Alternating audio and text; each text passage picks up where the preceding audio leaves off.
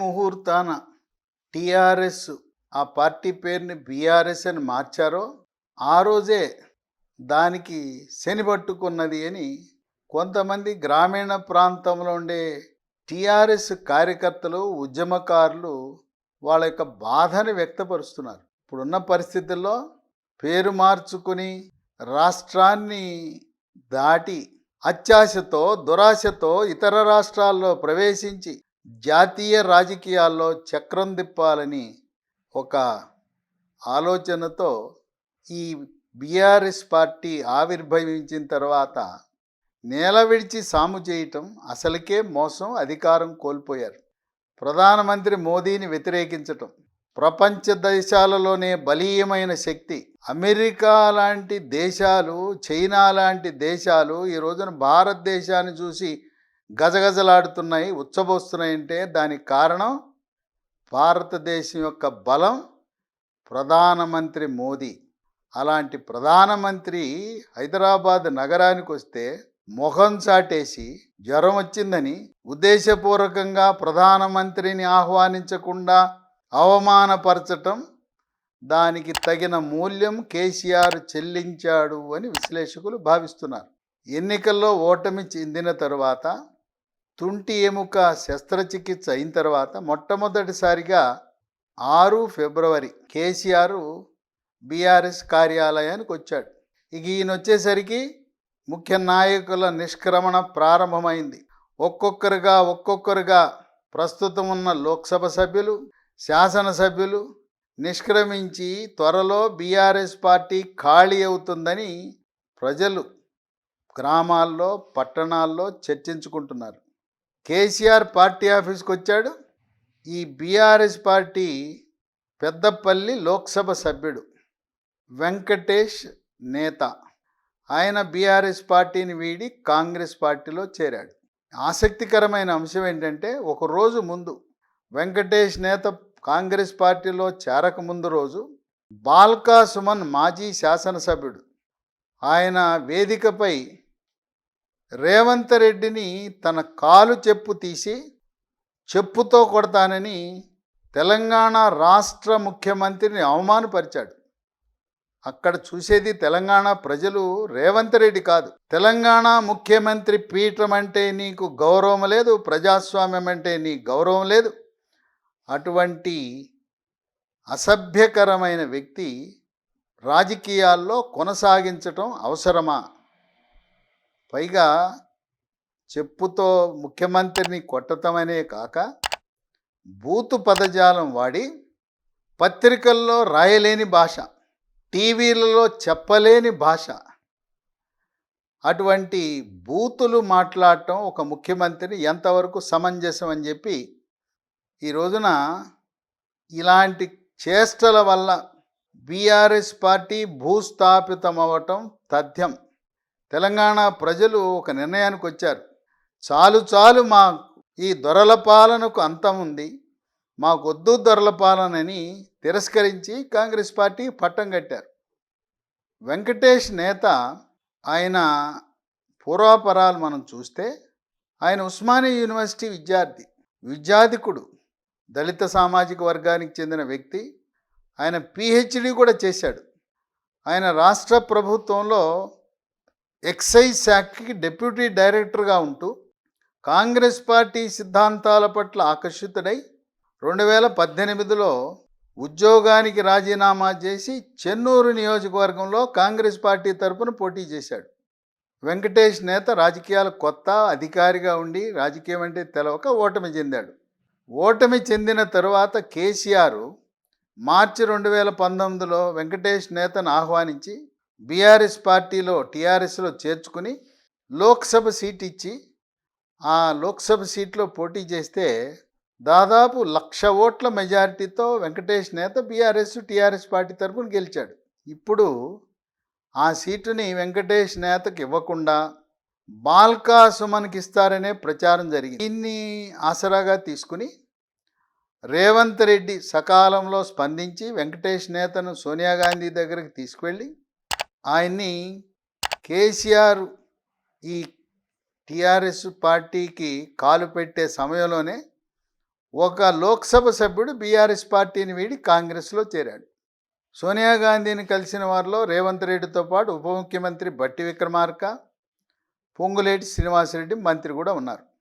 సోనియా గాంధీ ఒక విషయం చెప్పింది, మీరు ఏ పార్టీ నుంచి, ఇతర పార్టీలు అంటే ముఖ్యంగా బీఆర్ఎస్ పార్టీ నుంచి ఎవరు వచ్చినా తీసుకోండి, వాళ్ళకి మనం గౌరవిద్దాం, సిట్టింగ్ ఎంపీలు వస్తే వాళ్ళకి మళ్ళీ టిక్కెట్ ఇద్దాం, మనకి 9 రాజ్యసభ సీట్లు రాబోతున్నాయి, వాటిల్లో మన నాయకులకి అవకాశం కల్పిద్దాం, ఏమాత్రం వెనుకడుగు వేయకుండా త్వరితగతిన ఎంతమంది లోక్సభ సభ్యులు వస్తానంటే ఆ బీఆర్ఎస్ పార్టీ నుంచి, ఇతర పార్టీల నుంచి తీసుకోండి, దాంతోపాటు ఈ ఎమ్మెల్యేలను కూడా చేర్చుకునే కార్యక్రమం ప్రారంభించండి.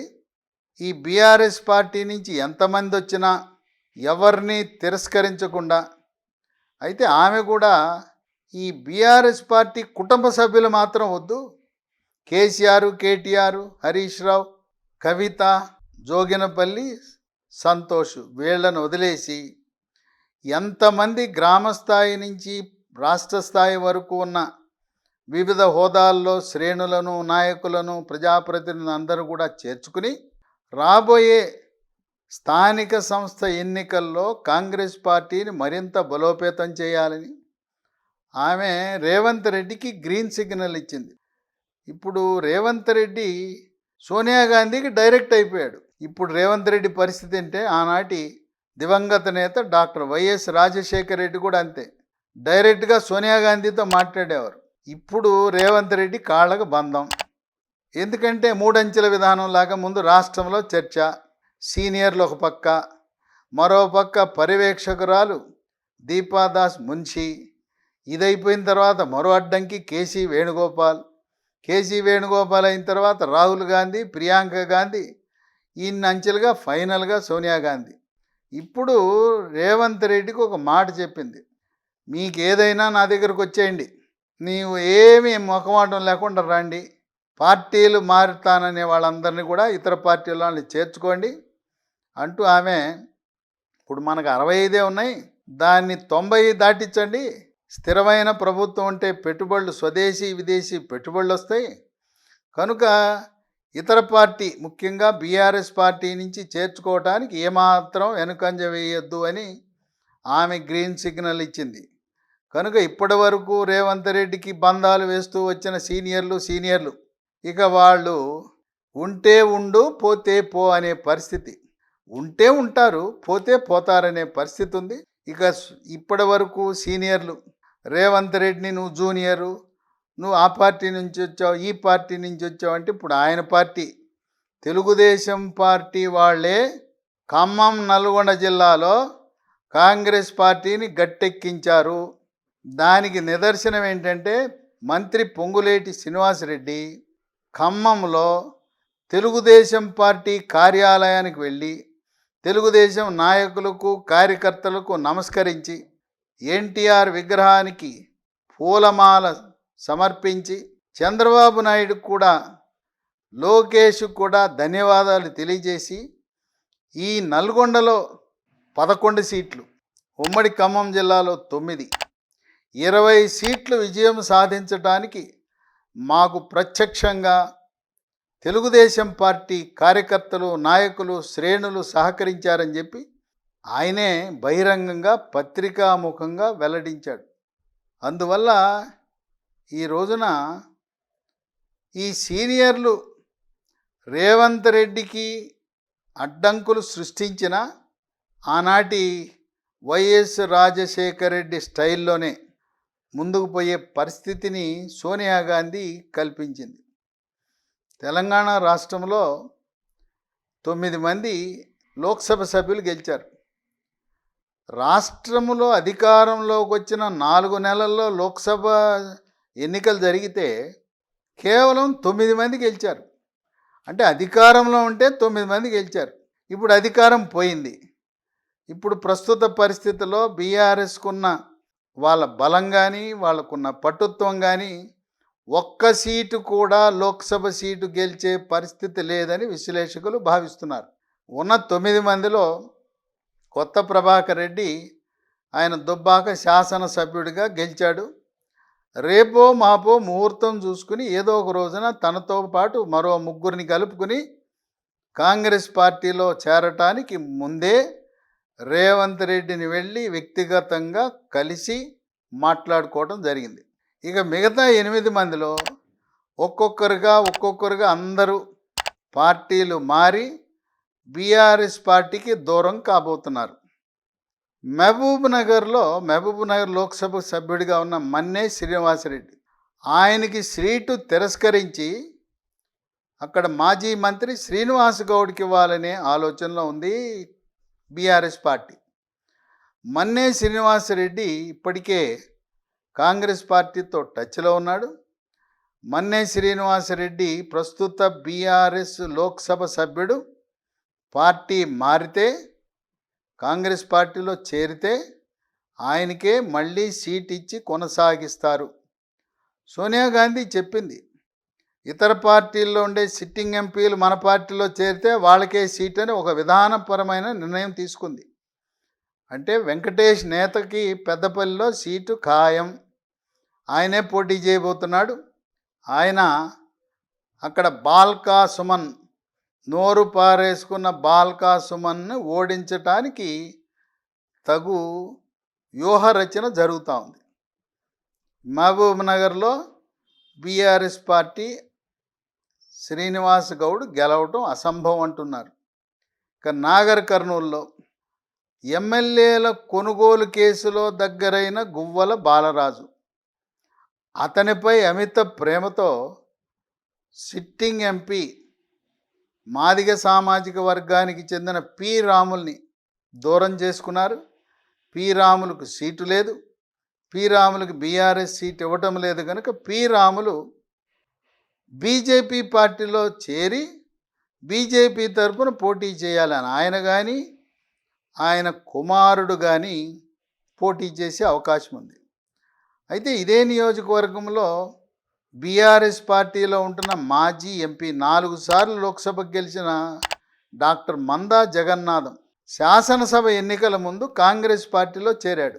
ఆయన ఏం షరతు పెట్టాడు, నేను లోక్సభకు పోటీ చేస్తాను కనుక మీరు అధికారంలోకి వచ్చిన తర్వాత నాకు లోక్సభ సీటు నాగర్ కర్నూలు ఇమ్మని మందా జగన్నాథం అడిగాడు. ఇప్పటికే రేవంత్ రెడ్డికి కుడి భుజంగా సన్నిహితుడుగా ఉంటున్న డాక్టర్ మల్లు రవి నాగర్ కర్నూలు పోటీ చేయాలని ఆయన గతంలో మాజీ ఎంపీ అక్కడి నుంచి ఆశలు పెట్టుకున్నాడు. ఆయన్ని ఏ విధంగా షబ్బీర్ అలీకి మంత్రివర్గంలో స్థానం కల్పించకుండా రాష్ట్ర క్యాబినెట్ హోదాతో సలహాదారుడిగా నియమించారో, డాక్టర్ మల్లు రవిని ఢిల్లీలో తెలంగాణ రాష్ట్ర అధికార ప్రతినిధి క్యాబినెట్ ర్యాంకులో నియమించారు. ఆయనేమో నేను నాగర్ కర్నూలులో పోటీ అంటుంటే ఇక్కడ సీట్ ఇచ్చే పని అయితే ఆ పోస్ట్ ఇవ్వరు కదా. అందువల్ల అక్కడ నాగర్ కర్నూలులో కాంగ్రెస్ పార్టీ మరి డాక్టర్ మందా జగన్నాథంకి ఇస్తుందా, లేదు పి రాములు ఆయన్ని ఆహ్వానించి పి రాములకు ఇస్తుందా? పి రాములు ఇప్పటికే భారతీయ జనతా పార్టీతో మాట్లాడుకుంటున్నాడు. అలంపూర్ నియోజకవర్గంలో ఓటమి చెందిన సంపత్ జాతీయ కార్యదర్శి కాంగ్రెస్, ఆయన కూడా నాగర్ కర్నూలు మీద కన్నేసినా ఓడిపోయిన ఎమ్మెల్యేలకు మేము లోక్సభలో సీట్లు ఇవ్వమంటున్నారు. అందువల్ల నాగర్ కర్నూలులో బీఆర్ఎస్ పార్టీ గెలవడం అసంభవం.